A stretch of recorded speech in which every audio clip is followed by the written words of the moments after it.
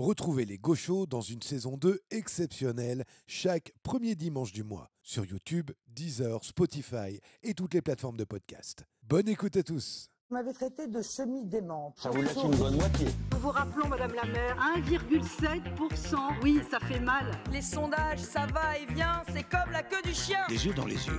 Je n'ai jamais eu de contentieux Jean-Jacques Bourdin. Vous êtes toujours macroniste, Manuel Valls? Il n'y avait pas d'autre solution. Il y a une règle de météo politique. Quand le vent souffle fort, il emporte aussi les girouettes. Moi, président de la République, je ferai en sorte que mon comportement soit exemplaire. Tu vas voir le rouquin là-bas. Pédé. S'il retourne en Afrique... Ah, ça me rajeunit. Je ne voterai jamais Marine Le Pen. Éric Ciotti a signé un accord avec le Rassemblement national. Alors que j'ai des amis arabes et dont ma meilleure amie qui est tchadienne. Quelle indignité. Mdada, mdada. Essayez de dire qu'Éric Zemmour est raciste. Éric Zemmour est raciste. Un cap clair. On va pas refaire la NUPES là. Allez, on prend la Bastille, on fait la révolution. J'ai dit à ma femme, fais les valises, on rentre à Paris. Bonjour, bonjour, bonjour, bonjour. Oh là là là là là là. Nous sommes très heureux de vous retrouver ce mois-ci et de retrouver nos 4 prestigieux sociétaires. Alors, ils sont gauchos, ils sont engagés, militants ou simples citoyens et vous feront partager leur culture et leur humour pendant plus d'une heure. C'est la petite dernière de la bande, hein. Petite par la taille, mais grande par l'engagement politique, c'est Madame Lucille.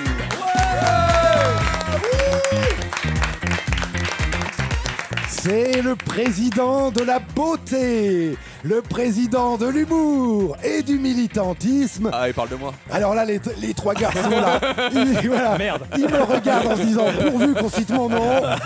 Il est président, oui, mais c'est sur les boîtes de camembert. C'est Monsieur Julien. Ah, ça me fait plaisir. C'est pas mon fromage préféré, mais j'aime bien quand même. C'est la dernière recrue des gauchos et son profil va vous faire sourire puisqu'il est antifasciste la nuit et fonctionnaire la journée, c'est Monsieur Stan. Ça change des fonctionnaires de la Seconde Guerre mondiale. Et c'est l'électricien de l'émission, celui qui éclaire autant ses clients que nos auditeurs, c'est Monsieur Banquier. Merci. Salut. Quelle lumière. C'était beau. C'était beau. Bonjour, bonjour, bonjour les amis. Alors, c'est un vrai plaisir de vous retrouver aujourd'hui et de retrouver nos auditeurs qui continuent de nous suivre une année de plus, parce que ça a été un peu le parcours du combattant. Alors, une nouvelle émission avec plusieurs recrues et on va s'arrêter sur la petite dernière de la bande. C'est Madame Lucille, quand même. Merci, merci. Comment ça va, Madame Lucille? Ça va super. Ah, alors Madame Lucille, militante confirmée, attachée à l'écologie, la cause animale. Tout à fait. Oui, et le féminisme. Aussi. Bien évidemment. Vous êtes un peu le mélange entre Sandrine Rousseau et Émeric Caron. Est-ce qu'il y aurait, je sais pas, moi, une personnalité politique que vous rêveriez de rencontrer? Alors, j'avais pensé à Philippe Poutou, mais Émeric Caron, effectivement, tout le monde fait. Émeric Caron, oui. Pas mal. Ouais. Je pense qu'on aurait pas mal de choses à se dire. Son engagement, oui. Ouais. En plus, il est bel homme. Oui, c'est vrai. Oui, Ce qui n'enlève rien. C'est vrai, c'est vrai. Bon, vous n'êtes pas trop stressé aujourd'hui pour votre première? Non, ça va. Ça va. Alors j'ai envie de citer Gérald Darmanin. Vous inquiétez pas, madame, ça va bien se passer. Oh là là Je me sens tout de suite mieux, là. Ça va beaucoup mieux. Pourquoi vous avez envie de citer Gérald Darmanin? Qui a envie de citer Gérald Darmanin? Il fait plus rien, le pauvre. C'est triste pour lui quand même. Il est à la retraite, il pourrait emmerder plus personne. Oh là là. Voilà. Alors je voudrais qu'on applaudisse notre électricien préféré, c'est Monsieur Banquier. Salut. Non, merci. Monsieur Banquier qui, je le rappelle, n'est pas banquier. Non, je suis pas banquier. Voilà, c'est un surnom que vous m'avez attribué d'ailleurs. Voilà, quant à votre niveau de fourberie, voilà. C'est à peu près ça, oui. Alors c'est aussi notre cascadeur de l'émission, puisqu'il est tellement maladroit qu'il casse toujours quelque chose. Hein. Alors, c'est pas toujours de ma faute. Hein. Oui, alors, j'espère qu'il ne vous est rien arrivé quand même là, récemment. Alors si. Non, non, mais c'est pas vrai. Oui, vous allez croire que j'invente des choses, mais non, il m'est vraiment arrivé quelque chose. Et je me demande même si c'est pas vous, monsieur Nicolas, qui faites des choses exprès dans mon dos pour que j'ai des choses à raconter pour les émissions. J'ai que ça à foutre, parce moi. que ça commence à faire beaucoup. Hein. Qu'est-ce qui s'est passé? En fait, je me suis fait casser ma voiture du travail. Oh. Oui, je me suis fait casser ma voiture du travail, voler le PC portable qui est dans le coffre. Donc voilà, c'est des choses qui arrivent. Il y a des assurances pour ça. Des choses qui arrivent qu'à vous. Hein, oui, il y a des choses qui arrivent qu'à moi. J'étais assez agacé. Sauf que du coup, il a fallu raconter ça à mon directeur. Oui. Mon directeur qui l'a très bien pris. Non, il l'a pas bien pris du tout. On parle quand même d'un PC à 700 balles. On ne parle pas non plus. Voilà. Oui. C'est pas de votre faute après. C'est pas de ma faute, mais non, mais ça ils comprennent pas. Vous aviez laissé quelque chose dans la voiture apparent qui donnait au voleur l'envie de casser la voiture? C'était pourtant caché. C'était pourtant caché. Le directeur me fait comprendre qu'en gros, il va pas me reprendre un PC tout de suite. Mais moi, j'en ai quand même un peu besoin. Donc, je retrouve un vieux PC à la boîte qui me servait avant. Je le refais paramétrer par le service informatique, tout bien et tout. Ouais. Je laisse le soir, parce qu'il y avait au moins 20 mises à jour à faire. Le lendemain, j'arrive à ma société, plus de PC portable. Oh non! Je l'avais laissé sur la table. On vous l'a volé? Mon directeur a vu ce PC portable sur mon bureau, et j'avais pas fait mon bureau, pour en gros me faire comprendre qu'il faut pas laisser les choses parce que je peux les faire voler. Non, mais c'est quoi? C'est la pédagogie des années 50. Il a voulu vous faire une leçon. Il a voulu vous faire une leçon. On est sur un gros con. Oh là là, quel con. Tu as donné le nom de la... Non, on va pas... ça va vous mettre dans la... Non, mais on aurait pu donner le nom du patron. On la cassera à la prochaine manif. Voilà, exactement. Donc Gilles, si tu nous écoutes, t'es un gros con. Voilà. Gilles, voilà, on t'emmerde, Gilles. Voilà. Mais merci d'avoir donné une petite leçon à banquier, ça lui fait pas de mal. Moi, ça me fait du bien, j'en parle, ça m'évite de payer un psychologue, ça me fait du bien d'en parler. Vous avez bien raison, ça sert aussi à ça l'émission. Et puis, alors encore un nouveau, hein, mais il a fait un long trajet pour venir nous voir et nous sommes très honorés. C'est le Raphaël Arnaud de l'émission, hein. C'est Monsieur Stan. Merci beaucoup. Alors, votre venue va sans doute permettre aux auditeurs de lever des inquiétudes, peut-être même des réticences, quant aux antifas. Parce que c'est vrai, si on écoute la télé tous les jours, hein, forcément, on imagine que les antifas sont des sanguinaires infréquentables, le couteau entre les dents, hein, qu'ils cassent tout et qu'ils font peur à tout le monde. Et ça, malheureusement, il y a encore des personnes en 2024 qui peuvent le penser. Non, mais c'est quand même important de rétablir la vérité. C'est normal de le penser quand on est un facho. C'est normal de le penser. Exactement. Oui, non mais parce que écoutez bien, les délinquants qui décident d'attaquer n'importe qui dans la rue parce qu'on n'a pas la bonne couleur, parce qu'on n'a pas la bonne origine ou même la bonne sexualité. Oui. Hein, je suis désolé, c'est l'extrême droite. C'est l'extrême droite. Les tarés sanguinaires, c'est eux. Hein. Parce que je vais vous dire sincèrement, si vous êtes un jour en danger, souvent on dit mais personne qui est venu nous aider, vous vous rendez compte, il s'est passé tel problème. Et ben voilà, les antifas ils ne laissent rien passer et en quelque sorte c'est un peu les derniers remparts de l'humanisme. Voilà, donc rien que pour ça, Monsieur Stan, c'est un honneur de vous avoir à nos côtés. Alors, on parlait justement de l'extrême droite. Je voulais vous demander, vous qui êtes sur le terrain, est-ce que vous avez senti une montée du fascisme ces derniers temps? Il y a une fascisation qui est de mise à la télé, qui répond à une fascisation, une droitisation de la geste politique. Je pense que c'est quelque chose qui s'auto-entretient. Donc c'est d'abord quelque chose qu'on perçoit en fait tous les jours. Et je pense qu'on a quand même la chance encore de ne pas voir cette retranscription de la fascisation de la France ou de la société française dans l'espace public. À Paris, j'ai fait un passage en Corse aussi. D'accord. Et c'est pas forcément deux endroits où on peut se rendre compte que, contrairement à ce qu'on peut penser, contrairement à ce qu'on peut penser, notamment pour la Corse, c'est pas un endroit qui est vraiment marqué par les fachos. En général, on a en tête les Corses, c'est des de droite, nanana. Les dernières images sont un peu... Il y a eu justement à Bastia, en fait, j'étais à Bastia et je vois exactement le cinéma devant lequel il y a eu des manifestations et c'est notamment un groupe qui s'appelle Palatino et ils se revendiquent comme étant un peu les chevaliers qui défendent la nation corse contre des étrangers qui viendraient mettre à mal cette identité corse et en fait il y a beaucoup de gens en Corse, notamment des gens qui se rattachent au canal historique du FLNC, donc vraiment les origines du nationalisme, qui ne sont pas d'accord avec ce genre de vision-là et qui sont plutôt justement attachés à une vision vision un peu marxiste de la lutte. Et, donc ça dénote un peu avec ce que j'avais en tête en fait avant d'aller en Corse. Il y a des fachos en Corse, il y a des fachos de plus en plus et ça se ressent dans le vote, mais c'est pas trop le cas dans l'espace public.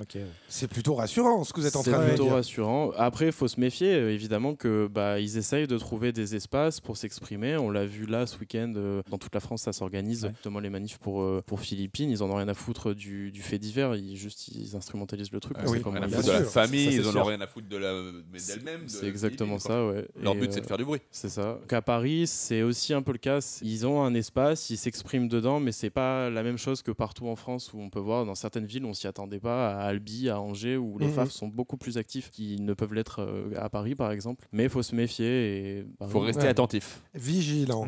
Exactement. Alors, merci beaucoup déjà pour vos paroles. Et puis, je tiens à faire cette petite parenthèse. Je tiens à rappeler, c'est ce que vous m'avez dit lorsqu'on s'est rencontrés, que vous voulez surtout pas devenir une sorte de porte-parole ou quoi que ce soit.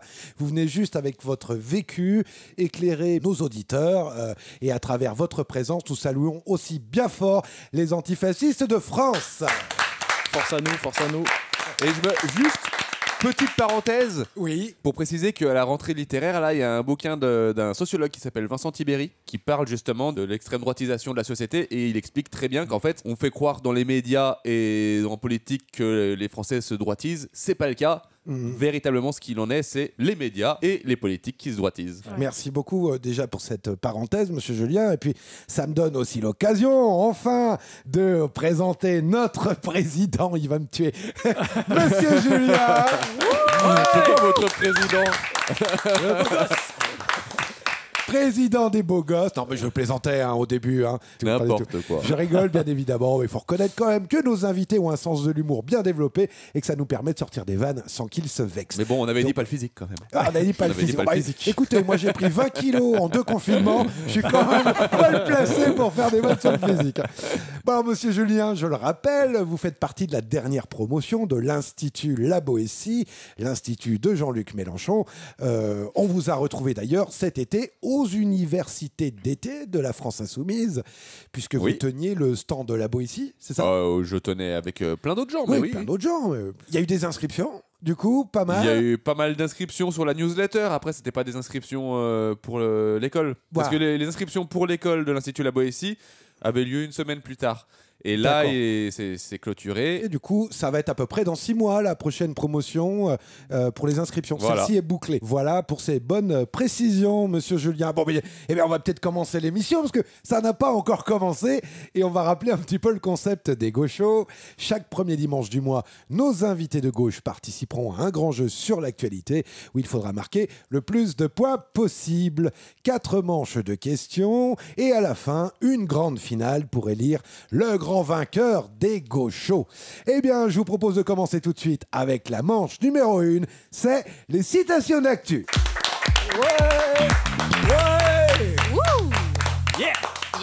Alors, non, Madame Lucie, ne faites pas les yéyes avec eux. Ils vont vous enrôler dans leur yéyia. Je fais de l'ASMR alors. Fais les citations de l'actu. 3 questions autour de l'actualité. Vous pouvez me poser toutes les questions que vous le souhaitez. Et le premier qui trouve la bonne réponse remporte 1 point. Allez, attention, on attaque question 1 et on va ouvrir l'émission, évidemment, avec l'attente interminable, en 2 mots, interminable, de notre président, qui prenait un malin plaisir de jouer avec les nerfs des Français quant au nom du futur Premier ministre.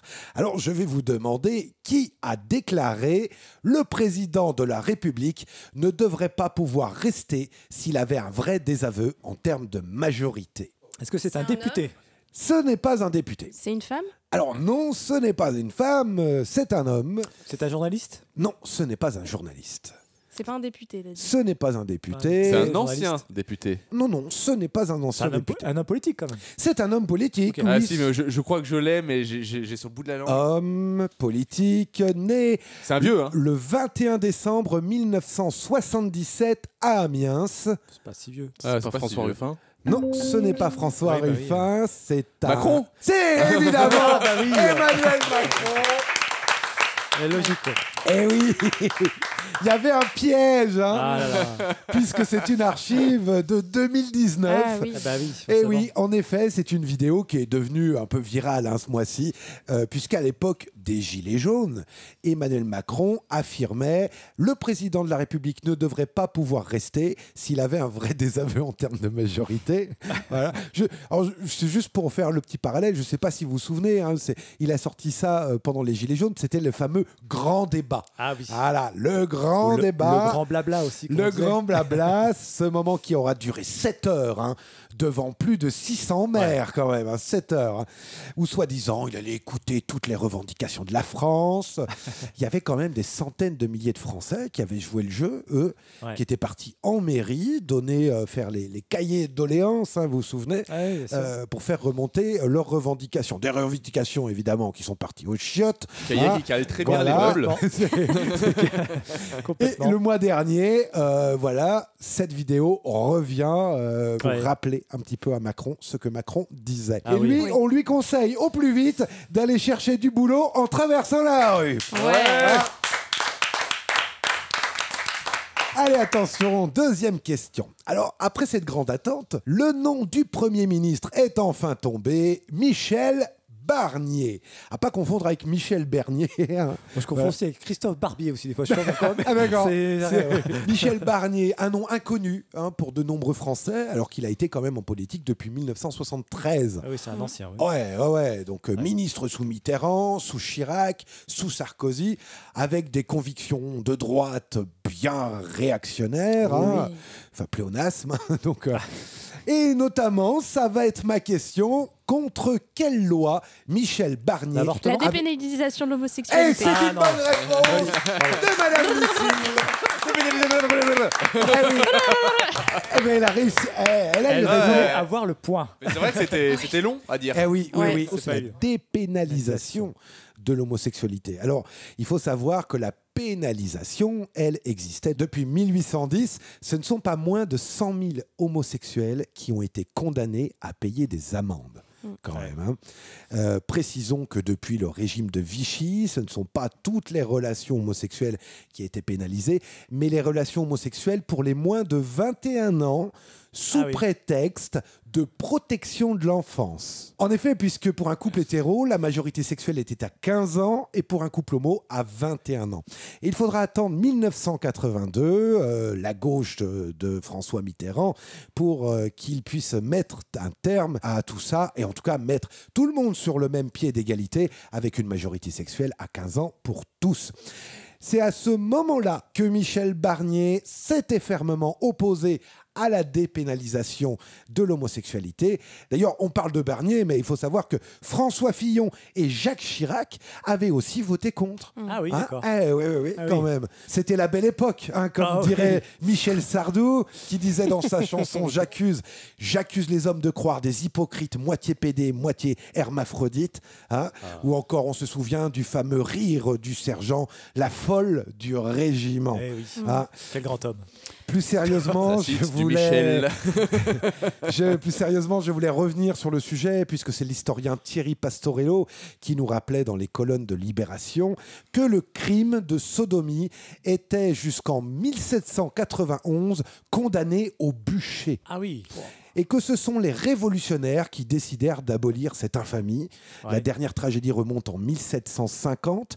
Il s'agit des cas de Bruno Lenoir et Jean Diot, qui furent surpris sur le fait par un sergent. Et comme il manquait d'argent pour se défendre devant ce tribunal, eh bien, ils furent exécutés au bûcher en 1750. Ils les condamnèrent alors à les étrangler avant, secrètement, voilà, pour que la souffrance soit moins violente que le bûcher en place publique. Super. Mais au final, ça termine quand même au bûcher. Le premier avait 40 ans, le deuxième avait 21 ans. Vous pouvez même retrouver une plaque commémorative à Paris, devant le 67 rue Montorgueil, qui est entre le 1er et le 2e arrondissement de Paris, qui retrace un petit peu cette histoire. Alors, après tout ça, on comprend pourquoi l'ancien l'ancien Premier ministre, Gabriel Attal, qui avait récemment réaffirmé en tout cas son homosexualité, a demandé des garanties à Michel Barnier, des garanties sur la PMA, sur le droit de l'IVG et aussi sur les droits LGBT.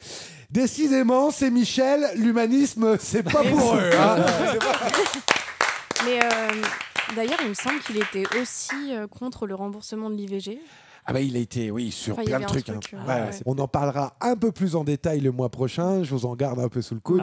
Allez, et puis déjà, question 3. Depuis l'arrivée de Michel Barnier au gouvernement, qui a retrouvé son droit d'exercer, autrement dit, son agrément? Je sais. C'est pas Anticor? C'est Anticor. Bonne réponse de Monsieur Banquier.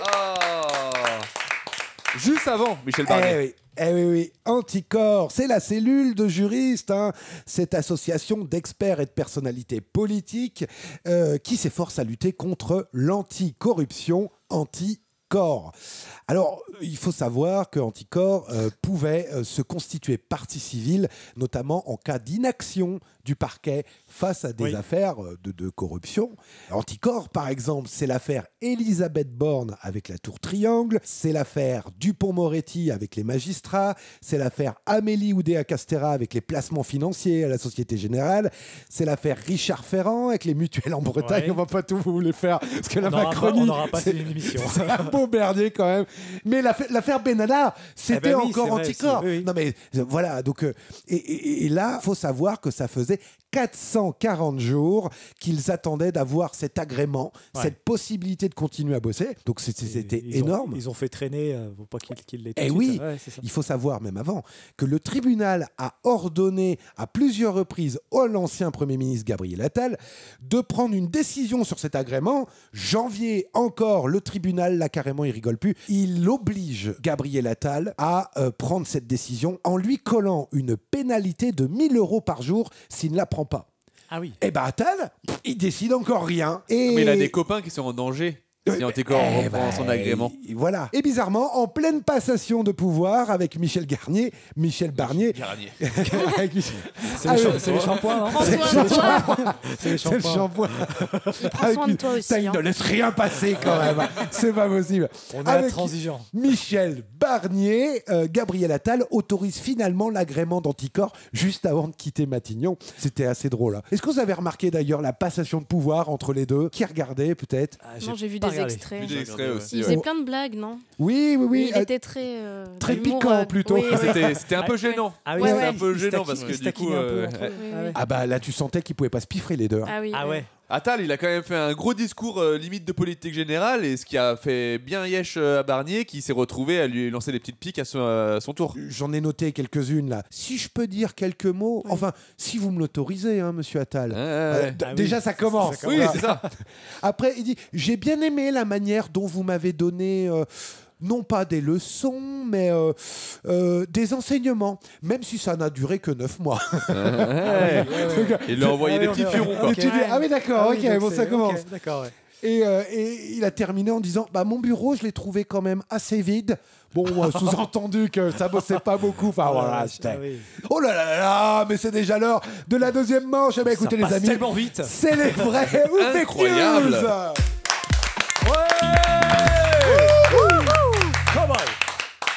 Vrai ou fake news, nos invités vont devoir prendre leurs petites ardoises, puisqu'ils vont inscrire si c'est une vraie info ou une fake news, et ça va valoir 2 points. Question 1, on va parler un peu de Cyril Hanouna. Vous avez manqué celui-là. Qu'est-ce qu'il devient? Il profite des derniers jours. Et justement, Cyril Hanouna qui devient désormais animateur tous les jours sur Europe 1. Vous me faites le lien, monsieur Julien. Il faut dire qu'avant les législatives, Hanouna a dû être félicité par Bolloré, parce que vu la promotion qu'il a fait à l'extrême droite, en pleine élection... Il a tout fait, hein? C'était salade tomate oignon. Oui. Alors là, du coup, c'est la rentrée pour Europe 1, la radio des fachos, qui décide c'est quand même triste pour Europe 1, quand même. Oui. Je trouve ça tellement triste. Europe 1, avant, c'était un peu le contre RTL, qui était de droite et puis de gauche. C'est d'autant plus triste. Aujourd'hui, c'est droite face à l'extrême droite. Voilà. C'est triste. Faf. Exactement. Alors, Europe 1 qui réalise des affiches et des publicités actualités sur Internet, je ne sais pas si vous les avez vues, où on y voit Cyril Hanouna et à côté de lui ce slogan « Écouter Europe 1, c'est être libre ». Est-ce que c'est une vraie info ou est-ce que c'est une fake news ? Alors, Madame Lucille, vous m'avez mis quoi ? Vrai. Vrai. Monsieur Banquier ? Vrai, mais j'ai peur qu'il y ait un piège. Monsieur Stan ? J'ai mis faux. Monsieur Julien ? J'ai mis vrai, mais pareil, sans avoir la certitude. Ah, eh bien, c'était vrai. Eh oui. Eh oui, oui, c'était vrai. Hein. Je ne vais pas citer Michel Audiard, mais je le pense très fortement. Hein. Alors, Europe 1 va même plus loin dans sa pub. Hein. Il dit « Écoutez, Europe 1, c'est être libre, libre de s'informer... » Pardon. Libre de donner son avis. Libre de rire, oui, bah oui. Ouais. Libre de se divertir, libre de se réunir, libre comme Europe 1. Wow. À la fin, il ne savait plus trop quoi dire, non ? Alors, libre d'être faf, encore une fois. Non, mais ils sont forts quand même. Ah bah non, c'est la langue. Hein. Vous avez remarqué quand même que l'extrême droite, tout ce qu'il se défend d'être, c'est l'inverse. Ah oui, oui, clairement. Ils disent, les antisémites, c'est la gauche. Ils vont te dire, les fréquentables, c'est nous. Racistes, c'est la gauche, peut-être. Les racistes, faut prendre l'inverse. Les méchants, c'est les antifas. Et justement, je crois qu'en fait, c'est un peu leur stratégie de subversion par le langage. Et il y avait un truc que j'avais regardé il n'y a pas longtemps. C'était Emmanuel Todd qui disait, en tant que juif, si jamais la Wehrmacht revient à Paris, c'est chez un insoumis que je me réfugie parce que cet intérêt soudain de la droite pour les juifs en France, moi, ça me fait flipper. En fait, je me demande pourquoi, même de toute façon, historiquement, il n'y a aucune base idéologique qui puisse valider cet intérêt soudain. Et justement, c'est... Il y a aussi le pouvoir des mots aussi, hein, parce que la Macronie nous a appris ça, qu'on était capable de dire totalement l'inverse, et en le matraquant, les gens le répètent. On va se changer les idées. Alors, on va parler de notre très regretté, et je l'embrasse très fort, s'il nous écoute, Gérald Darmanin. J'étais sûr que c'était lui. Gérald Darmanin. S'il y a des gens qui isolent juste ce morceau pour nous faire de la pub, on est dans la merde. Non, on va prendre tous les auditeurs d'Europe 1. Impeccable. Gérald Darmanin et de son affaire au cul, hein, puisqu'il aurait évité au PSG de payer des dizaines de millions d'euros de taxes. Hein. Et après, on demande aux Français encore de se serrer la ceinture. Alors, je vous annonce que son directeur de cabinet, Jérôme Fournel, lui-même mouillé dans cette affaire, a été licencié. Est-ce que c'est une vraie info ? Est-ce que c'est une fake news ? Je rappelle, Jérôme Fournel, ancien directeur de cabinet de Gérald Darmanin, qui est mouillé dans cette affaire de PSG aussi, a été licencié. Licencié du ministère de l'Intérieur, on est d'accord ? Oui, licencié de son rôle. Okay. Monsieur Stan, vous avez mis quoi ? J'ai mis faux. Faux. Monsieur Julien ? J'ai mis faux aussi. Madame Lucille ? Faux. Faux. Faux également. 4 faux, eh bien vous allez tomber sur le cul. C'est faux. Mais oui, ils sont tous impunis. On est en France quand même, merde. Et sous la Macronie. Écoutez bien, puisque ce directeur de cabinet, Jérôme Fournel, est soupçonné d'avoir touché des intérêts privés du PSG au détriment de l'intérêt général et du trésor public aussi. Voilà. Alors, je vais vous dire, sincèrement, moi, j'étais profondément content de voir arriver Michel Barnier au gouvernement parce qu'il vient vraiment avec une nouvelle ère politique. Vraiment, non, je vous promets, vraiment avec un nouveau souffle et on va pouvoir enfin balayer une bonne fois pour toutes toute cette corruption. Vraiment. Et ça, merci Michel. Pardon, attendez. On vient de me dire que Jérôme Fournel est finalement promu directeur de cabinet de Michel Barnier. Merde. On l'avait pas vu venir, ça. Personne n'était dupe de votre ironie, monsieur Nico. Non, mais quand même. Et on a Barnier qui vous dit, avec moi, je vais dire la vérité aux Français. Ouais, bah écoutez plutôt les gauchos, les amis. Nous, on va vous dire la vérité. Eh bien, c'est pas la prochaine manche, en tout cas, qui nous prouvera le contraire, puisque c'est déjà l'heure des Régis du mois. Hey, Régis. Maintenant on a les Regis. On le dit à l'américaine. Oh, mais c'est pas possible, les cow-boys de l'émission, là, c'est pas vrai. Allez, cette manche 3, les Régis du mois. Vous vous souvenez des nuls et de Régis est un con. Eh bien, vous allez devoir deviner quel Régis, pardon. Oh mince, je me loupe toujours. Toujours l'erreur. Quel Régis a pu nous dire ça? Vous pouvez poser toutes les questions que vous voulez. Et qui dit troisième manche dit 3 points par bonne réponse. Attention. Première question. Qui a dit Michel Barnier est un des hommes politiques les plus stupides de la 5e République? Ah, le petit RN, là. Le petit RN qui zozote. Michel Barnier. Oui, ça m'a aidé. Comment il s'appelle déjà? Jean-Philippe Tanguy. Jean-Philippe Tanguy. J'ai été aidé, on peut partager. Bonne réponse de Monsieur Stan. C'est toi qui as eu la mémoire. J'ai eu 2 secondes de retard. Monsieur Julien ne l'avait pas, je suis désolé. Jean-Philippe Si, je l'avais, Tanguy. j'avais juste oublié son nom. Excusez-moi de pas apprendre par cœur le nom de tous les députés RN. Taisez-vous pour la France. Ah oui, exactement, c'est ce que il est extraordinaire. Taisez-vous. C'est mon chouchou, Jean-Philippe. Alors, Jean-Philippe Tanguy, ça a été quand même le sketch du mois de septembre, hein, puisque ce député RN insulte Michel Barnier au micro de France Inter. Et dans les jours qui suivent, on retrouve le même Jean-Philippe Tanguy sur BFM qui déclare « Je m'excuse, je n'aurais pas dû parler comme ça », qui revient sur ses propos. Pour ceux qui ont vu aussi cette séquence, on comprenait en fait pas vraiment pourquoi il avait fait ce changement de situation. Et puis, en fouillant un petit peu, est arrivé l'article du JDD où l'on découvre que Macron était au téléphone avec Marine Le Pen, qu'ils étaient en train de magouiller ensemble pour ce nouveau gouvernement, quand sont survenus les insultes de Jean-Philippe Tanguy contre Michel Barnier. Alors là, Macron a demandé à Marine Le Pen de la rassurer, lui a demandé « Ah bah attendez, faut m'apporter des garanties si on travaille ensemble ou pas ». Donc Marine Le Pen est allée engueuler Jean-Philippe Tanguy en lui disant « Là, tu vas rattraper tes conneries, tu vas vite sur les plateaux et tu t'excuses. » Voilà. Jean-Philippe Tanguy, c'est un peu l'enfant caché de Macron et Le Pen. Quand papa gueule, oulala, maman n'est pas contente non plus. Ce qui me fait rire quand même dans tout ça, c'est que vous avez des militants d'extrême droite qui ne cessent de crier que Macron et la gauche sont de mèche, qui sont ensemble. Quand même, alors qu'on a quand même un Premier ministre de Macron qui a été validé par Le Pen, qu'ils se téléphonent tous les deux entre eux, que le nouveau gouvernement a dû être aussi validé par l'extrême droite, etc., etc. Donc là, je crois qu'on va décerner 3 Régis d'or. Un Régis pour Jean-Philippe Tanguy, un Régis pour le couple Macron-Le Pen, puis un Régis pour les électeurs d'extrême droite. Ouais. Et il n'est pas volé, le dernier. Et il n'est pas volé. Il n'est pas volé. Allez, attention, question 2, les amis. Qui a déclaré vouloir la retraite à 67 ans en expliquant... Édouard Philippe. Et c'est Édouard Philippe. Eh oui, monsieur Banquier. En effet, vous m'avez coupé la parole, mais vous avez bien eu raison. Édouard Philippe. Foiré. 67 ans.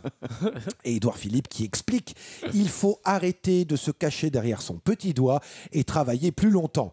Je ne vous dis pas que j'ai envie, mais c'est la vérité. Mais oui, tu sens qu'il en souffre en disant ça. Il en souffre. Mais oui. Oui. Il n'a pas du tout envie, pour le la pauvre. France. Oui, parce que, écoutez, Édouard Philippe, il a un parcours où il en a chié. Oui, bien sûr. Édouard Philippe, c'est Sciences Po, puis après c'est l'ENA. Il a milité au PS. Il est parti à droite avec Alain Juppé. Enfin, c'est quelqu'un qui connaît l'usine, en fait, c'est Édouard ce que Philippe. c'est que le travail. Eh oui, évidemment, évidemment. Il Édouard s'est Philippe. sali les mains déjà dans sa vie. Même il est un peu abîmé par la vie. C'est toujours ça, en fait. C'est toujours ces gens-là qui ne branlent rien, qui viennent vous expliquer votre boulot. Ils connaissent pas la vie, en fait. Ils connaissent pas la vie, surtout. Mais ils connaissent rien. Est-ce que vous savez qu'il a révisé l'oral de l'ENA dans le bureau de sénateur de Jean-Luc Mélenchon? Oui, oui. Ah, non. Vous avez bien fait de le rappeler. C'est une anecdote qu'il a rappelée il n'y a pas si longtemps. Sur le plateau de France 2, à l'époque où France 2 invitait encore le vieux, on sortait d'un passe-passe un peu tendu avec Nathalie Saint-Cric. Et, histoire d'apaiser l'ambiance, Édouard Philippe a dit d'ailleurs, j'ai révisé dans votre bureau, juste pour lui rappeler qu'il avait une longue carrière politique. Et le vieux était là en mode oui, bah j'en ai rien à foutre. Et surtout, c'était une époque où Édouard Philippe faisait ses armes à gauche. Ça. Donc en fait, il y avait du sens. C'est lui qui a changé de combat. C'est pas Mélenchon pour le coup. Je savais pas qu'il venait de la gauche à la base. Mais PS, il était sous Rocard. Et après, de Rocard, il est passé dans le vivier d'Alain Juppé. D'accord, ok. Donc, tu vois, par rapport à Elisabeth Elisabeth Borne ou Gabriel Attal, il n'y a personne qui dit aujourd'hui qu'il vient de la gauche, quoi. Mais les premières armes d'Emmanuel Macron, c'est aussi au PS. Bah bien sûr. Eh oui, oui, Oui, mais ça veut rien dire. Faut le dire. C'est pas parce qu'ils ont commencé leur carrière à gauche qu'ils avaient des valeurs de gauche de base. C'est pas du tout le cas, quoi. C'est ce que nos dirigeants doivent comprendre. Enfin, en tout cas, les statisticiens, les journalistes. Pourquoi aujourd'hui vous avez autant de personnes qui recherchent une gauche de rupture? C'est parce qu'on en a marre de ces girouettes qui vous promettent un coup on va aider la veuve et l'orphelin, de l'autre côté on va aider les milliardaires. Enfin, c'est ça. Ils sont dans un délire carriériste bien plus que de valeur, quoi. Exactement. Édouard Philippe, là, attention, s'il vient à être président, c'est du Macron x100. Hein. Totalement. Et il annonce la couleur. Il a vu que de toute façon, avec Emmanuel Macron, on pouvait clairement dire « je vais vous enfumer » et que les gens disent « ah bah on vote quand même pour vous ». Ça, c'était fort quand même de la part de Macron. Donc lui, il se sert, il le dit. Attention, je vais vous présenter un programme, vous allez voir, ça va être autre chose que Macron. Ah, j'hésite entre est-ce qu'on doit avoir espoir en les Français ou plus je sais plus. Moi, j'étais bien plus, j'aimais beaucoup plus les gens avant Macron, avant 2017. Hein. Et plus le temps est passé, plus je me suis dit putain, mais les gens sont des cons. Non, c'est vrai. Ouais, c'est triste. C'est vrai. Allez, attention, question 3. Qui a décidé de mettre l'avocate Sarah Salman comme François Ruffin. C'est encore monsieur. Eh oui, François Eh oui, François. Ça, c'est jeu, il n'y a pas grand-chose, monsieur Julien. Alors moi, je demande vérification parce que là, moi, j'ai le sentiment que je l'ai dit avant, quoi. On va mettre le replay. J'ai bien 10 secondes d'avance. Alors, Sarah Salman, nouvelle héroïne du prochain film de qui? De François Ruffin. On avait rappelé déjà dans l'émission précédente ses péripéties et son amateurisme, puisqu'il avait choisi le moment des élections, pile le moment où l'extrême droite était à son apogée, pour diviser la gauche en se pavanant partout. Alors dernièrement, il a avoué avoir fait sa campagne législative en donnant des tracts différents suivant les couleurs de peau des personnes. Il a essayé de recoller ça sur le dos de la France insoumise. Hein, incroyable. Quand même, hein. Ça a été dingue. Ah ouais, mais là, incroyable. Là, les militants lui sont tombés dessus en disant hey, Coco, nous, on a fait campagne aussi. Comme mais Ruffin. du coup, sur Twitter, toute l'extrême droite s'en est saisie pour dire que les insoumis, c'était des enfoirés. Quoi. Ouais. Alors que jamais on a fait ça. Jamais. En laissant imaginer que c'était une volonté, une demande de la direction de la France insoumise, de Mélenchon. Et en fait, là, les insoumis ont dit non, mais vous rigolez, nous, on était là-bas, il n'y a jamais eu de tract. Ben ouais, il a avoué l'avoir fait. Bah, dans ma ville, en tout cas, on n'a pas du tout fait ça. Voilà. Bah, merci Julien. Vous voyez, les insoumis sont tombés dessus.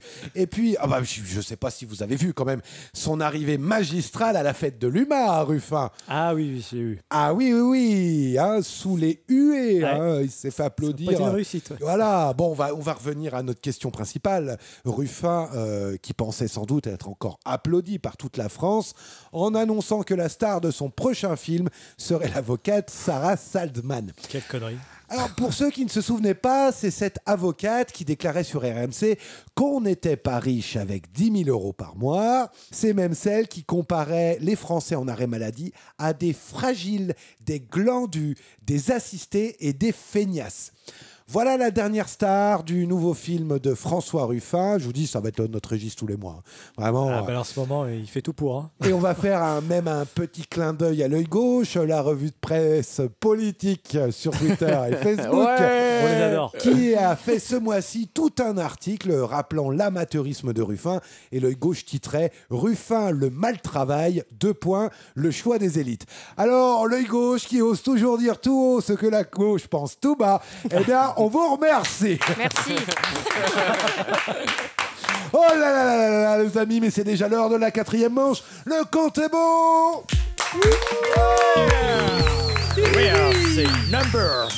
Le compte est bon, c'est la dernière manche avant la finale. Hein. Et vous allez devoir reprendre vos petites ardoises, puisqu'il va falloir trouver des chiffres. Et celui qui se rapproche le plus gagnera 4 points. Oh là là là. Eh oui. Ça peut tout changer, ça. Ouais, tout Et peut se jouer surtout, maintenant. c'est 4 points si vous vous rapprochez des chiffres, mais si par bonheur qui vous se trouvez rapproche le chiffre exact, le tout pile, c'est 8 points d'un coup. Oh oui. Et là, ça peut Bah là, tout c'est changer. plié, là c'est plié. Ah voilà. Oui. Elle est cheatée cette manche. Dois-je vous rappeler que le mois dernier, vous êtes parti en finale grâce à cette manche, monsieur Julien. Oui, mais n'empêche que c'est quand même cheaté. Ah, non, mais- J'en ai conscience. J'en ai peut-être bénéficié, mais Voilà. j'ai les Vous en choses. avez carrément bénéficié. Voilà. Attention, question 1. Fin septembre, c'est le coup d'envoi du nouveau feuilleton très attendu, l'affaire des emplois fictifs du Rassemblement national. Ah oui. Ah oui, c'est quand même une affaire qui dure depuis 2018, hein, ce truc. Hein. À la fin de l'épisode, en tout cas, je sens que ça va être drôle. Je sais pas pourquoi. Je sais pas pourquoi. Bon, alors, on va en prendre pour 2 mois. Hein. 2 mois, cette affaire. 2 mois de hein. procès. Ah oui. Ça va être- c'est bien, c'est très bien. Enfin, Ça sera peut-être notre cadeau de Noël. Écoutez, Sur le sapin. sous le sapin, enfin, exactement. là, les médias, ils vont être bien emmerdés. Eux qui adorent positiver sur l'extrême droite, là, ils vont être bien emmerdés. Je pense que l'affaire va être en tout cas d'une ampleur inédite, hein, médiatiquement. Faut juste espérer qu'il n'y ait pas un truc qui tombe entre temps et que ça éclipse un peu tout ça aussi. Oui, au aussi. niveau de l'actualité. Ah, par contre, il faut faire des Je suis paris d'accord. par rapport à, par exemple, CNews. Vont-ils en parler pendant 2 mois? Non. Ouais, mais ils te diront ah, mais t'as jamais fait d'excès de vitesse, toi. C'est vrai. Oui, mais ils vont dire acharnement judiciaire. Ils vont dire La République des juges. Voilà, exactement. Alors justement, je vais vous demander, dans cette ampleur inédite, combien de membres du RN ont été convoqués au tribunal. Ah, putain. Eh oui, on est sur une affaire très particulière. Combien de membres du RN ont été convoqués au tribunal? Alors, Madame Lucille, vous avez mis combien? Bah là, vraiment, j'ai mis au pif, j'ai mis 15, je sais pas. 15 membres, ok, monsieur. J'ai mis Donc, 16. 16, monsieur Stan. Moi j'ai mis 88 parce que c'est des gros faf. Ça pourrait être ça. Moi, j'ai mis 29. 29, écoutez, nous n'avons pas un tout pile, mais on doit reconnaître quand même que le plus proche, c'est monsieur Julien. Bravo. 27 membres. Ah, bravo. J'ai failli mettre 32. Ah, moi aussi, j'ai hésité Ah, avec oui. 32. C'est au total 27 élus et assistants RN, dont Marine Le Pen et Jean-Marie, non-œil de Saint-Cloud, qui sont mis en examen pour détournement de fonds. Hein. Ah, c'est pas n'importe quoi. Ah quand oui, même, hein. on est dans des affaires d'assistants parlementaires fictifs au Parlement De fonds européen. publics. Eh oui, de fonds publics. La presse en a beaucoup parlé puisque ça commence le 27 septembre et que ça promet d'être extraordinaire. Alors, de quoi parle-t-on? Eh bien, chaque député se voit obtenir une enveloppe de 21 000 € par mois. Chaque député du Parlement européen, 21 000 € par mois pour pouvoir se payer des assistants. Les fameux assistants parlementaires. Le problème ici, c'est que ces fameux assistants du Parlement européen, ils ne bossaient pas au Parlement européen, mais au QG de Marine Le Pen. Ça, c'est quand même assez fort, puisque en gros, ils se sont dit, oh bah tranquille, c'est l'Europe, ils vont nous payer les gars. Donc tout va bien. Et c'est comme cela qu'on se retrouve avec des assistants fictifs. En 2018, la justice a quand même estimé la fraude à 6,8 millions d'euros. Hein. Quand même, oui. oui. Ah, on n'est pas sur 200 balles. Hein. Donc, je ne sais pas si vous saviez, mais c'est à ce moment-là qu'on a le RN qui a commencé à dire « Non, mais venez pas fouiller chez nous, on n'a pas d'emploi fictif, allez regarder chez Mélenchon. » Et il y a eu la fameuse perquisition. C'est à partir de ce moment-là qu'on a eu cette perquisition sur dénonciation. La République, c'est moi. Voilà, exactement. Exactement. Bon, alors à gauche, il n'y avait aucune magouille, hein, mais ils ont fouillé du côté du modem de François Bayrou, et là, bim, 8 personnes sont condamnées et 1,4 million de fraudes, hein, quand même. Hein, ils ont trouvé. Hein. À l'époque, Bayrou avait été relaxé car il avait annoncé à la cour qu'il n'était pas au courant. Donc, sans mauvaise comparaison, j'ai pour habitude de dire oui, Bayrou, mon œil, mais là, je vais dire aïe, mes oreilles. Je sais pas si je la garde. Je sais pas si je la garde. Garde-la, faut les assumer. Faut les assumer. Allez, question. Les blagues sur le physique, ça marche toujours. Les blagues sur le elle est pas physique. mal celle-là. Allez, question 2. Combien aura coûté la dissolution de l'Assemblée nationale voulue par Emmanuel Macron? Combien aura coûté? Et on est, je vais vous aider, en millions d'euros. C'est ça. Monsieur Julien, vous avez dit quoi? 10 millions. 10 millions d'euros. Monsieur Stan? 70. 70. Ok. Très bien. Monsieur Banquier?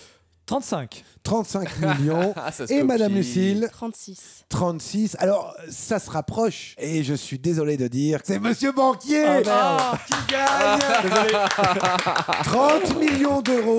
C'était 30.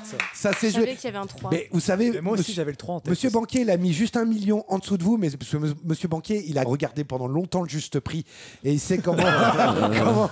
Et je tourne la roue après. Et vous tournez la roue après. Eh oui, 30 millions d'euros. Voilà, je le répète encore, hein, ça va être l'expression de l'émission. Il faut se serrer la ceinture. Eh ben, 30 millions d'euros. En plus, pour ne pas respecter les résultats, il aurait dû faire un remaniement ministériel. Ça aurait coûté moins cher quand même. Il aurait perdu moins de députés en plus. Et en plus, il aurait perdu moins de députés. Non mais ça fait cher l'erreur, quoi. Alors, en temps normal, à ce moment, à cet instant, j'annonce la nouvelle chronique de Madame Alexandre. Mais malheureusement, elle est bien malade aujourd'hui. Donc, elle avait commencé à sa chronique et je lui ai dit non, va te reposer, prends soin de toi. C'est pas grave, nous l'écouterons le mois prochain, Madame Alexandre. En tout cas, si vous nous entendez, Madame Alexandre, on vous envoie toute notre force pour votre rétablissement. Oui. Ouais, bisous, Madame Alexandre. Bisous, bisous. Bon, eh bien, c'est le moment, les amis, de savoir qui va partir en finale. Et c'est là où je vais me retourner. Oh là là là, mais je vais appeler notre huissier de justice, Maître Connard. C'est lui qui compte les points. Alors, pour cette finale, je le rappelle, seuls les 2 invités qui ont fait le plus de points pourront partir dans la dernière ligne droite. Alors, malheureusement, nous allons dire au revoir à Monsieur Stan, 2 points, qui s'est bien battu quand même pour sa première. Nous allons dire au revoir à Madame Lucille, 3 points. C'est très bien battu aussi. Madame Lucille qui aurait pu être en finale si M. Banquier n'avait pas été un gros con. Un gros con, voilà. Et donc nous avons Monsieur Julien 7 points et Monsieur Banquier 9 points. C'est l'heure de la manche finale. Bravo.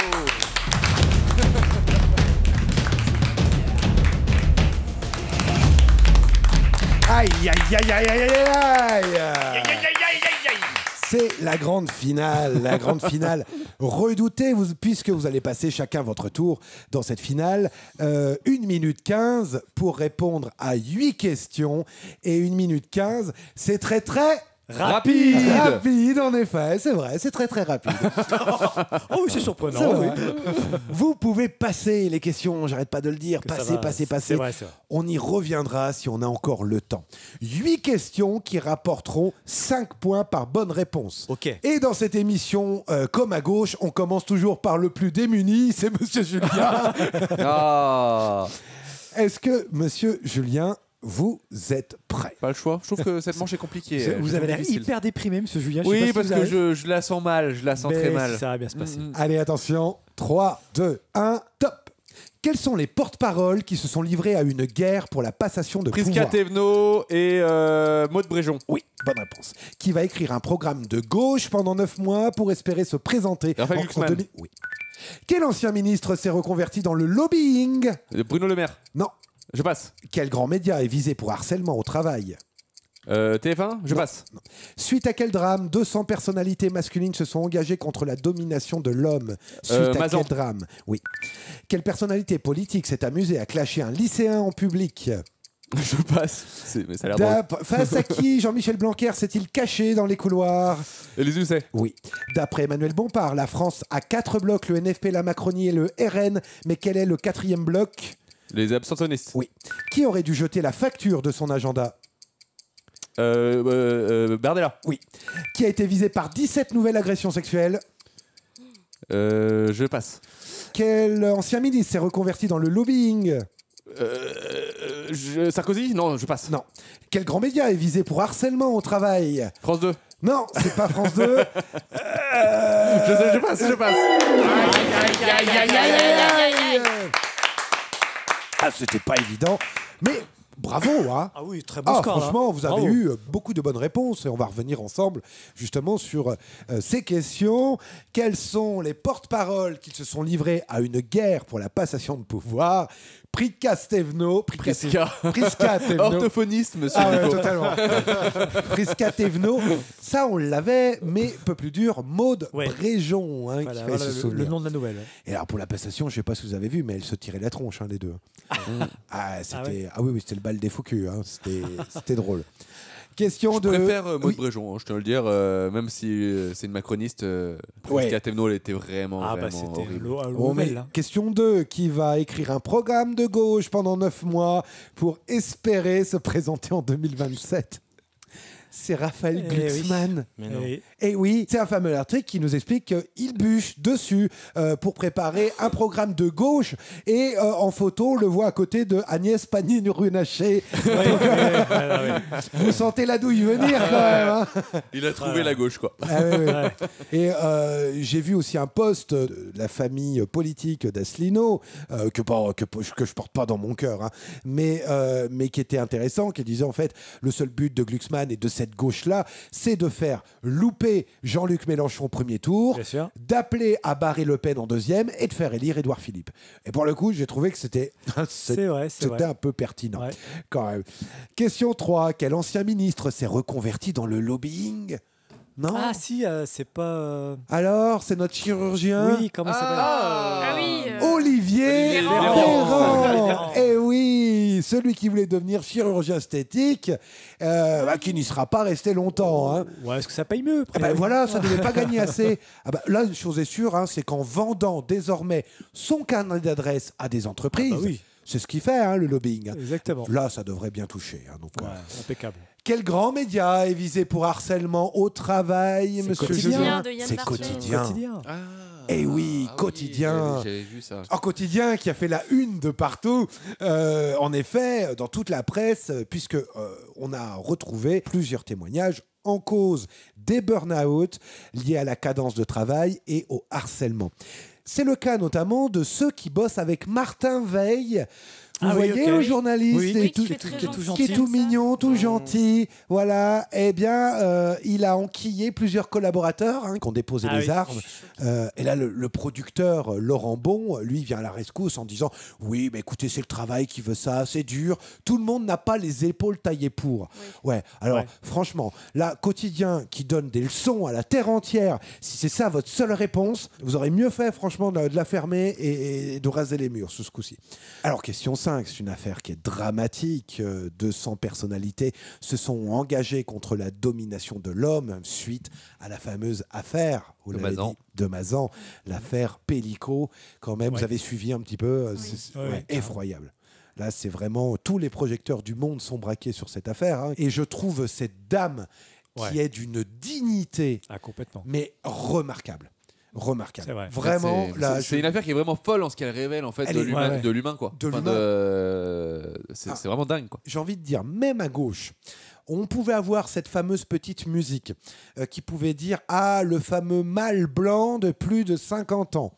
Qui était en effet pour des questions de pouvoir dans les entreprises, dès qu'il y a du pouvoir, en effet. Mais là, ce qui est terrifiant, c'est qu'il n'y a pas de classe, il n'y a pas de catégorie. Ils peuvent avoir la vingtaine, comme 30 ans, comme 70 ans. Ils peuvent être avocats, ils peuvent être de tous les bords. Et vous voyez que cette culture du viol, elle est encore... c'est abject. Et alors là, franchement, ce qui face à une dame qui est extrêmement digne de voir les avocats de la partie adverse. La défense des avocats, elle est à vomir. C'est ramassis du barreau de Paris, franchement, le bas-fond des caniveaux. Non mais franchement... de faire j'imagine, c'est leur job aussi d'essayer de défendre leurs clients, mais tu peux le faire sans... Alors, ils se retrouvent vraiment... Il y a le défendre, et puis vous avez la nouvelle conne, la nouvelle Sarah Salman qui fait des TikTok en musique, machin, en disant chouette, je vais au boulot, regardez les rageux.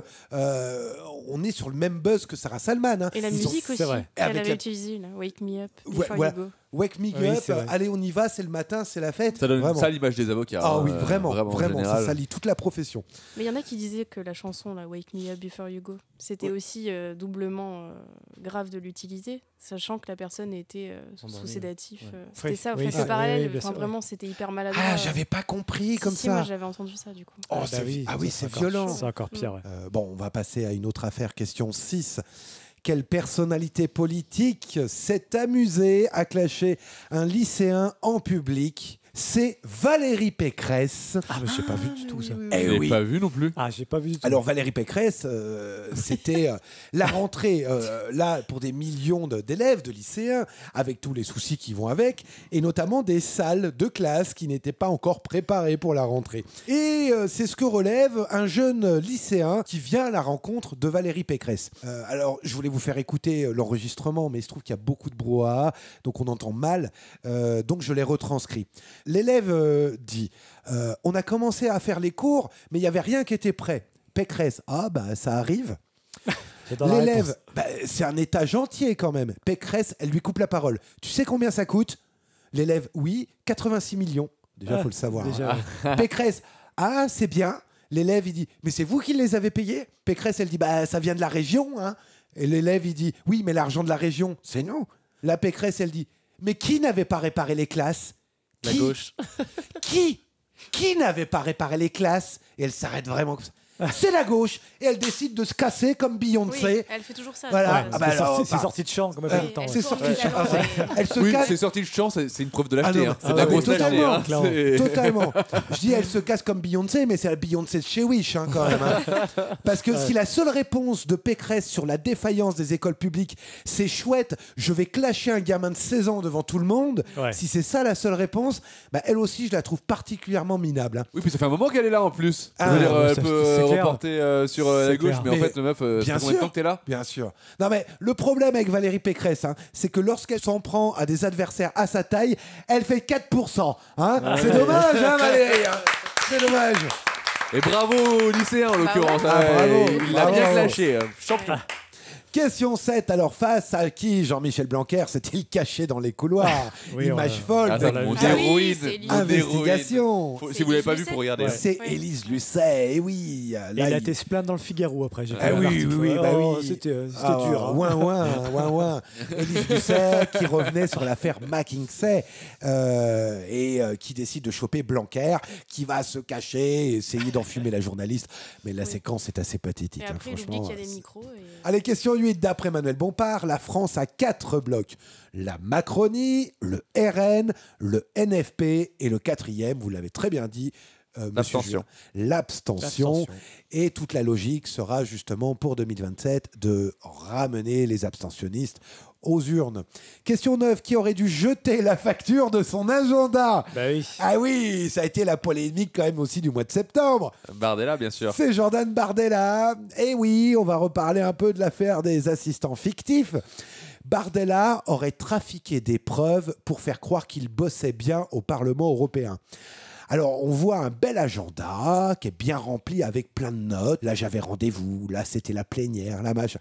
Malheureusement, cette andouille, il a gardé la facture de l'agenda 2015 achetée en 2018. Voilà, il l'a gardé, ce con. Vraiment, alors lui, vraiment, c'est ça. Il est con. Hein. Il est con. On peut difficilement dire mieux. Question 10. Qui a été visé par 17 nouvelles agressions sexuelles. Décidément, c'est... Voilà, vous l'avez tous entendu parler. C'est lequel déjà? C'est l'abbé. L'abbé Pierre. Oui, bien sûr. L'abbé Pierre, les bénévoles d'Emmaüs qui sont scandalisés, d'autant plus que ces agissements étaient connus et qu'on l'a couvert. Ils ont décidé de décrocher les portraits là-bas à la fondation L'Abbé Pierre, jusqu'à même changer de nom. Une cellule de dialogue a été ouverte pour ces bénévoles-là afin qu'ils puissent être accompagnés et puis vider un peu leur sac, parce que je pense qu'ils en avaient lourd aussi autour de ça. Eh bien écoutez les amis, ça va être le moment de la finale côté Monsieur Banquier. Ça va être chaud. Il a été en forme. Il a été très fort. Il a été très fort. Est-ce que vous êtes prêt, Monsieur Banquier? Allons-y. Allez, 3, 2, 1, top. Qui a décidé de quitter les Républicains? Éric Ciotti. Oui. À quoi Aurore Berger est-elle accusée? Sur quoi Aurore Berger est-elle accusée? Elle est accusée de... Je passe. Ok. Comment s'appelle l'ancien président des Verts au Sénat qui vient d'être mis en examen pour agression sexuelle? Je passe. Quel est le nom de la nouvelle émission de Guillaume Meurice sur Radio Nova? La dernière. Oui. Qui a été l'auteur du dernier livre, Le Vertige MeToo? Caroline Forest. Oui. Quelle ancienne ministre a été condamnée pour prise illégale d'intérêt? Ancienne ministre. Je passe. Ok. Qui a déclaré « Moi, je serai très vigilante quant au respect des équilibres du prochain gouvernement ». Yann Braun-Privé. Oui. Qui a brillé par son absence lors du premier jour du Parlement européen. Qui a brillé par son absence. Jordan Bardella. Oui. Qui a déclaré à la manifestation du 7 septembre « Le peuple français est celui des rébellions et il est entré en révolution. » Jean-Luc Mélenchon. Oui. Qui a déclaré pour la création de ce nouveau gouvernement « Il n'y a pas eu de coup de force ». C'est Macron, non? Non, Barnier. Oui. De quoi Orange Berger est-elle accusée? Elle a dû emmerder des... Je sais pas. Non. Comment s'appelle l'ancien président de... Aïe. Oh là là là là. Ça a été chaud. Oh là là, il a fait un truc de ouf. Il y a eu une belle battle, hein. Non, mais là, il m'a battu, là, c'est obligé. Il avait déjà de l'avance en plus. On va voir ça, mais en tout cas, on va revenir quelques secondes sur les questions. Qui a quitté les Républicains récemment? Éric Ciotti. Évidemment. Question facile celle-là. Voilà, vous en avez eu aussi, monsieur Julien. Commencez pas. Question 2. De quoi Aurore Berger est-elle accusée? De collusion sur les crèches privées. C'est vrai, le scandale. Là. Oui, c'est vrai. Oui, c'est ce que révèle le journaliste Victor Castanet. Vous savez, c'est le journaliste qui avait écrit un livre sur le scandale Orpea. Oui, les maisons de retraite. Ouais, évidemment. Eh bien, il revient avec une enquête. Ça s'appelle L'Ogre, voilà. Et il s'attaque désormais aux crèches privées. Et on découvre dedans qu'Aurore Berger aurait magouillé avec les lobbies des crèches privées. Alors Aurore Berger, évidemment, qui crie que tout est faux, que c'est un scandale. Voilà. Elle a vraiment cette voix, Aurore Berger. Elle a vraiment. Ouais. C'est un scandale, je suis Aurore Berger. Question 3. Comment s'appelle l'ancien président des Verts au Sénat qui vient d'être mis en examen pour agression sexuelle? Je l'ai pas lu. Jean-Vincent Placé. Et oui, on l'oublie, lui. J'avais oublié, lui. On l'oublie. Et c'est où Jean-Vincent Placé, dans la poubelle verte ou dans la poubelle C'est vrai. Dans la verte. Question 4. Quel est le nom de la nouvelle émission de Guillaume Meurice sur Radio Nova? Vous l'aviez. Émission. La dernière. Une émission avec Guillaume Meurice, Pierre-Emmanuel Barré, Brigue Lompré, Juliette Arnaud, Florence Modeste, aussi un petit peu tous les exclus de France Inter. Et cette émission s'appelle La Dernière, histoire d'enregistrer comme si c'était toujours la dernière fois. Ce qui était drôle, c'est qu'on a su que ces mois-ci, cette émission a remporté un très vif succès, puisque La Dernière se retrouve première sur Apple, première sur Spotify et déjà plus de 5 millions de vues sur les réseaux sociaux. C'est à peu près les mêmes chiffres que notre émission, que les Gauchos. On est pareil. Hein. On est pareil à 5 millions près. On est pareil. Alors, question 5. Qui a décidé de sortir un livre pour défendre les hommes face à MeToo? Et là, vous aviez raison. Caroline Fourest. C'est genre Émeric Lompré qui en parle très bien dans sa dernière chronique. Oui, difficile de ne pas le savoir pour le coup. C'est une question facile encore une fois, vu qu'elle est sur toutes les chaînes. Toutes les chaînes. Monsieur Julien, il y avait des questions faciles aussi pour vous. Non, moi je trouvais qu'elles étaient extrêmement compliquées les miennes. Caroline Fourest, justement, en pleine promo de son livre, un livre qui est bourré d'erreurs, de mensonges, d'attaques personnelles. Elle vient défendre les hommes face à MeToo en pleine affaire Pellico quand même. Ouais, non, très bon timing. Voilà, magnifique, magnifique. C'est quand même une dame qui a été décorée de la Légion d'honneur cet été par Macron. C'est vrai. Caroline Fourest. Caroline Fourest qu'on aura la chance de retrouver avec Raphaël Enthoven sur la nouvelle chaîne Réel TV, la chaîne qui remplacera Hanouna. Voilà, donc c'est bien. On échange une merde par du caca. Voilà, extraordinaire. Ah, ça va être quelque chose ça. Je pense que je vais quand même regarder deux, trois épisodes. On va en parler, hein. Ça va arriver dès le mois de mars, on va en parler ici. Ça fera des régis, c'est bien. Exactement.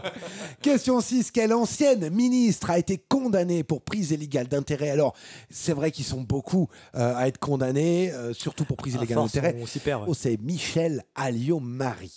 Ah non, mais j'étais passé à côté. Un peu plus technique. 6 mois de... Sursis, bien évidemment. Il n'y a jamais de ferme dans ces histoires-là. Voilà. Alliot-Marie, qui était l'ancienne ministre de l'Intérieur, de la Justice et des Affaires étrangères sous Chirac et Sarkozy. J'étais la bonne école, quoi. Oui. Voilà. Question 7, qui a déclaré « Moi, je serai très vigilante quant au respect des équilibres du prochain gouvernement. » J'ai un peu chié son prénom, je crois. Oui, alors, au niveau de l'orthophonie. Vous avez compris la fin, Braun Privé. Yael Brown Piver, exactement. Question 8, qui a brillé par son absence lors du premier jour au Parlement européen. C'est encore Jordan Bardella. Oui, notre Jordan. Et oui, Bardet pas là, comme dit Manon Aubry. Bardet jamais là, comme on va rajouter. 9 000 € par mois, hein, le salaire d'eurodéputé. 9 000 € pour ne pas aller au boulot. Hein. Et quand je vois les pauvres qui votent RN et qui sont heureux de leur donner leur argent pour un gars qui va pas au boulot. Et parce qu'ils pensent qu'ils vont changer leur vie. Ah ben voilà. Ah si, on me dit que Bardella était bien là ce jour-là, parce que c'est noté présent dans son agenda de 2012. Sacré Bardella. Alors, question 9. Qui a déclaré à la manifestation du 7 septembre « Le peuple français est celui des rébellions et il est entré en révolution ». C'est le patron. C'est Mélenchon. C'est Jean-Luc Mélenchon. Question 10. Qui a déclaré face au nouveau gouvernement « Non, il n'y a pas eu de coup de force, c'est pas vrai, c'est pas possible ». C'était Michel Barnier. Michel Barnier. Alors, on va demander les scores à Maître Connard, qu'on peut applaudir quand même. Oh là là là là là. Ah oui. Ah oui, ça c'est... Allez, écoutez, ça c'est vraiment joué à pas grand-chose puisque nous avons 13 points d'un côté et 16 points de l'autre. Quand même, hein. Ok. Eh bien, le grand gagnant des gauchos est... Monsieur Bocquier. Et nous, on se dit au mois prochain, les amis, et d'ici là, restez informés. La séance est suspendue.